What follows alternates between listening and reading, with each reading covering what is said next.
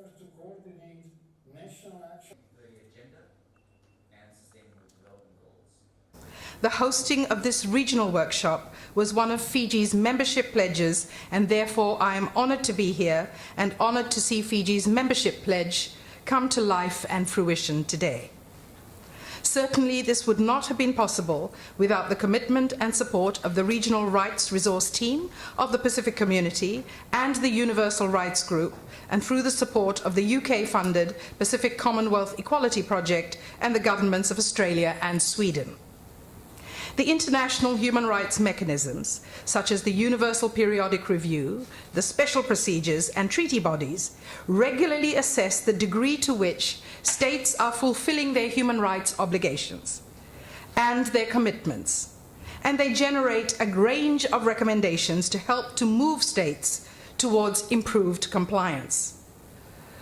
Owing to the significant expansion of the monitoring and reporting systems of human rights mechanisms, one thing we know for certain, and that is the common and recurring challenge for some states, like Fiji, in terms of coordination, implementation, reporting, and monitoring obligations of the recommendations which emanate from the various human rights mechanisms. In addition to this, the Sustainable Development Goals all have accelerated the demand for coordinated reporting, and especially in relation to human rights and for further synergies between states' treaty body obligations and commitments under the 2030 Agenda. Contextually, we are talking about hundreds of recommendations being provided to states to coordinate, implement, report, and monitor. Therefore, it comes as no surprise that many states have found it difficult to implement in a systematic manner the recommendations provided to them by these mechanisms. This then has created a sizable implementation gap between universal norms and local realities. And I have often said that there is no point in countries having a rarefied conversation in Geneva, having an intellectual discourse about what human rights mean and in what context, if those conversations and those rights have no meaning to the people of Fiji or to the people of the Pacific. And so therefore, the process by which we consider recommendations and implement them is actually central, not just to the effectiveness of human rights bodies like the Human Rights Council, but central to the human rights journeys of each individual country. So then we should ask ourselves, how can we effectively analyze and process the recommendations emanating from these mechanisms and feed them into relevant domestic policy-making processes?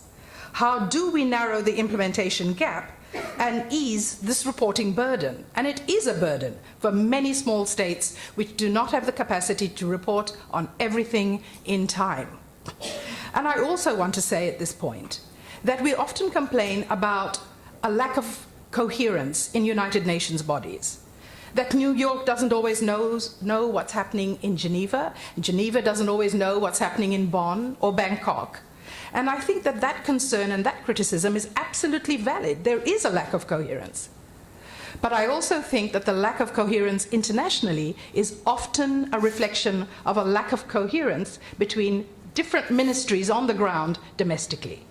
And so if we can look at a process of monitoring and reporting domestically on the ground, which leads to greater coherence in our governments and amongst all our government ministries, then really it is an enormous step in the implementation of our human rights obligations. So in addressing the questions that I have raised, states have begun to build a new global implementation agenda. The keystone of this agenda is the evolution of a strong and sustainable state mechanism for implementation, reporting, and follow-up. Such a mechanism helps to build national resilience. It narrows the implementation gap, it contributes to the prevention of human rights violations, and it eases the reporting burden for states.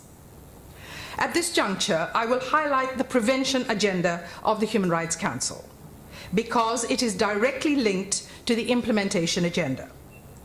The Human Rights Council is mandated to prevent human rights violations before they occur. And it does this by building domestic human rights capacity and resilience, and by focusing on root causes. The Council is also mandated to respond promptly to human rights emergencies, which means the Council must act quickly to reach out to the state concerned to prevent further escalation of the emergency or the crisis. As part of Fiji's membership pledge, we have committed to emphasizing the importance of the prevention of violations at root cause level by building domestic resilience and local capacity and by responding promptly to human rights emergencies through engagement and cooperation with the concerned state and the region. Part and parcel of realizing the prevention agenda is to narrow the implementation gap between universal norms and local realities. Basically, it means that for the ordinary person who comes from a village, who is not very literate, who is a woman, what does human rights actually mean to her in the context of the local reality? So this means that states have some sort of mechanism in place to effectively implement, report, and monitor the implementation of recommendations of the human rights mechanisms.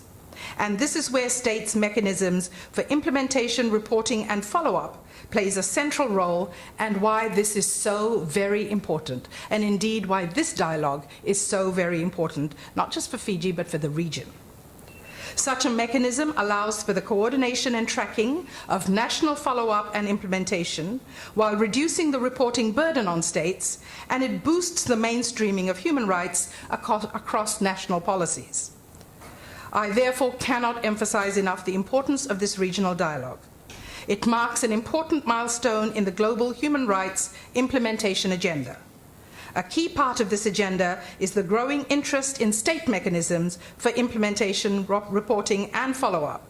And you all in this room are the pioneers of the first of many regional dialogues to come in the launch of this international process.